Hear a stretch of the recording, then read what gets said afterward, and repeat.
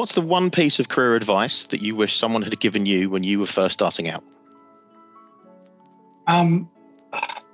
So I'd probably prefer to give a bit of advice that I've given to most of the teams a lot of people that I've managed as throughout my career. It's been over 30 years that I've been building and managing engineering teams and digital teams. So probably the one thing that comes up a lot is to just encourage people to take every opportunity that's given to them.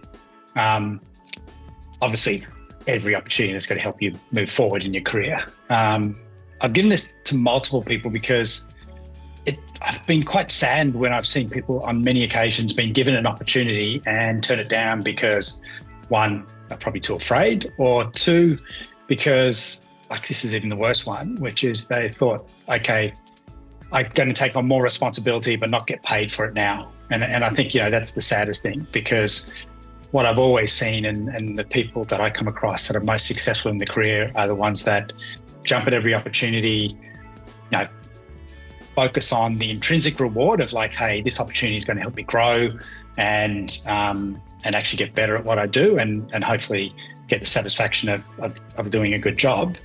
And then ultimately the extrinsic rewards of money, promotions, all that other stuff tend to follow. And I very rarely see people get promoted by just sitting there and doing their current job. It's the ones that are proactive and jumping at every opportunity. So that's probably the one piece of advice that I would tend to start with.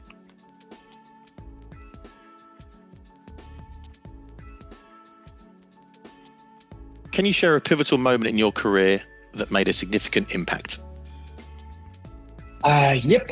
As I mentioned, I've been working for about 30 years, so there's been quite a few pivotal moments. I did an undergrad degree in aerospace engineering, and I took the opportunity to move into software development like very early. I attempted a startup. I did an MBA.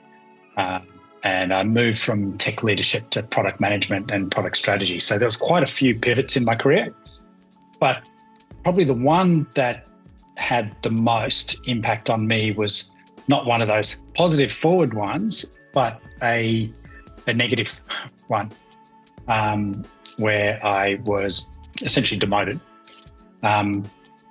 What was happening? So the job that I was running a large project. It was rebuilding a desktop product as a cloud product. This is probably, nearly 15 years ago. So it was early in some of the cloud project days. We had pretty big teams. I had like about 140 people across Melbourne, Sydney, some in New Zealand, some in India, and some in Kuala Lumpur. So it was quite a big team across different areas. And we were essentially 4 years into a 2-year project, which obviously tells you it wasn't going well. I inherited that project, probably a few months into it, like 3 or 4 months when it just started and the expectations were set. And obviously early on, we knew it was going off the rails, but it was always trying to, as an organization, we're pretty immature. We hadn't built the new product before. And we, and if anything, the company had tried twice before and failed. And so, big stressful project.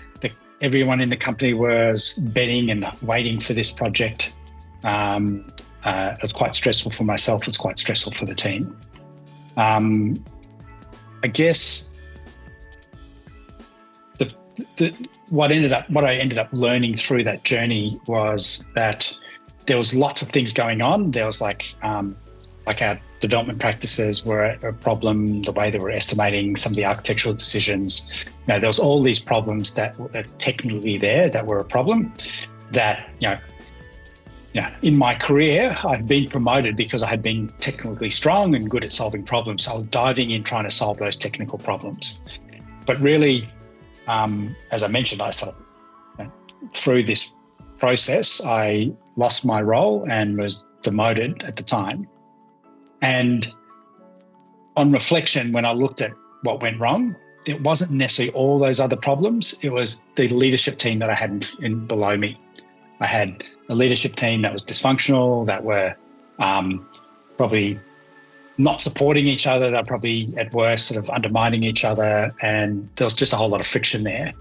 And really my job as a leader should have been to solve the people problem, not the process and technology problem.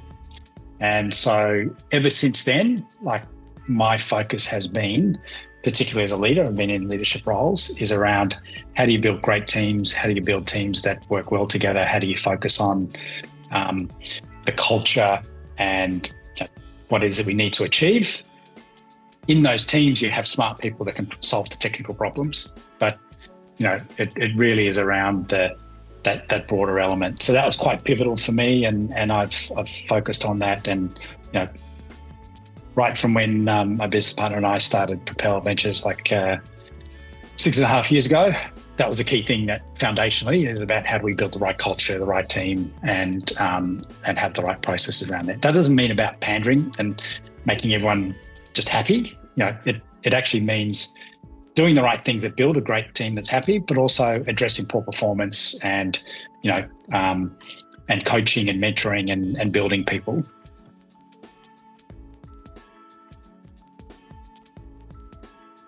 How do you approach challenges and setbacks in your professional life, and what's your go-to strategy for overcoming them? Yeah. So I just gave you a good example of a pretty big setback in my career. And I guess when that happened, it was obviously a very hard thing to sort of deal with. There were certain reasons, like generally financial handcuffs, that meant that I ended up staying in that company. And fortunately at the time, I also had access to a really good mentor. And through that process, one of the things that he mentioned to me is like, I could be quite disgruntled and look at the new role that I was taking on as if it was a demotion. And if I brought that mindset to the table, then I would essentially set myself up for failure. Like, it's going to be obvious, and instead is, learn from the failure that I just had, and then approach this job as if I was promoted into it. And so it's like a real positive mindset, and going like, if you were moving into this role, promoting it, what would you do to try and make it successful? What are those attributes that you do? And I did that, and within another sort of 12 months, I was promoted back to the similar level. It was actually quite pivotal for me, because I moved from the product development side of the business into product management and product strategy, which was a career change that I was keen to do in the first place, but it just provided that impetus and that challenge to sort of move across with that downward step. So I guess ultimately, if you ask me what's that, my approach to these things, it's always, what can I learn?